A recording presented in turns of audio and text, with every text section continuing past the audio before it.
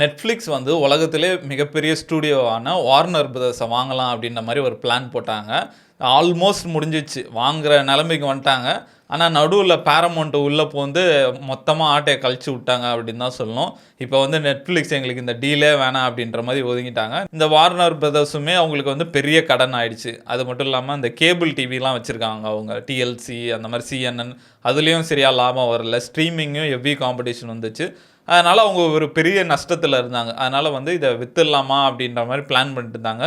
Netflix என்ன பண்ணுறாங்க, ப்ரைவேட்டாக போய் டீல் பேசுகிறாங்க. உங்களோட ஸ்டூடியோஸை மட்டும் நாங்கள் மெர்ஜ் பண்ணிக்கிறோம். எஸ்பிஓ ஸ்டூடியோஸு, அதுக்கப்புறம் நிறைய ஃபிலிம்ஸ் வச்சுருக்காங்க. பெரிய பெரிய படம், பார்பிலேருந்து கேம் ஆஃப் த்ரோன்ஸ்லேருந்து ஹாரி பாட்டர்லேருந்து நிறைய படம் வச்சுருக்காங்க. அது எல்லாமே நாங்கள் மெர்ஜ் பண்ணிக்கிறோம் அப்படின்ற மாதிரி டீல் பேசி ஒரு ஷேருக்கு வந்து $27.75 மாதிரி பேசுகிறாங்க.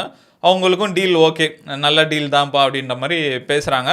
ஒரு வாரத்தில் முடிய போகிறது. அந்த டிராஃப்ட் எல்லாமே ரெடி பண்ணிட்டாங்க அப்படின்ற மாதிரி சொல்கிறாங்க.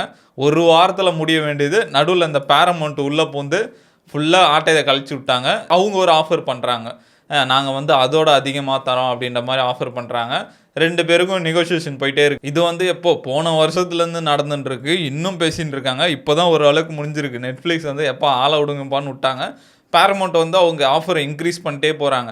இப்போ நெட்ஃப்ளிக்ஸை பொறுத்த வரைக்கும் அவங்க வந்து ஸ்டூடியோஸ்க்கு மட்டும் மெர்ஜ் பண்ணிக்கலாம் அப்படின்ற மாதிரி பார்த்தாங்க. பேரமௌண்ட் வந்து மொத்தமாக நாங்கள் வாங்கிக்கிறோம் அப்படின்ற மாதிரி ஒரு ஷேருக்கு வந்து $31 அப்படி மாதிரி கொடுத்துருக்காங்க.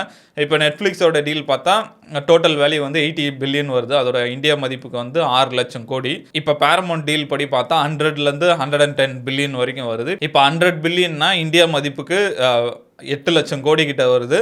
இந்த 2 பேரும் ஆஃபர் வைக்கிறாங்க. வாரன் பர்ஸ் வந்து அவங்க போர்டில் பேசுகிறாங்க, ஷேர் ஹோல்டர் வேல்யூலாம் பார்க்குறாங்க.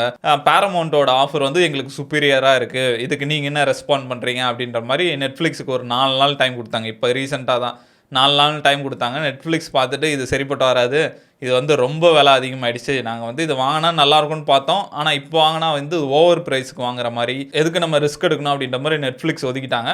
இப்போ ஆல்மோஸ்ட் வந்து பேரமௌண்ட் ஓகே ஆன மாதிரி தான். இன்னும் ரெகுலேஷன் இருக்குது, அது வந்து கண்டிப்பாக ஓகே ஆகிடும். ஏன்னா டொனால்ட் ட்ரம்ப் தான் பிரசிடெண்ட்டாக இருக்காரு, அதனால் பிரச்சனை இருக்காது. இது ஈஸியாக பாஸ் ஆன் ஆகிடும் அப்படின்ற மாதிரி சொல்கிறாங்க. இப்போ இது மூலிமா வந்து பேரமௌண்ட் வந்து ஒரு அசுர பலம் அடைகிறாங்க அப்படின்னு தான் சொல்லணும்.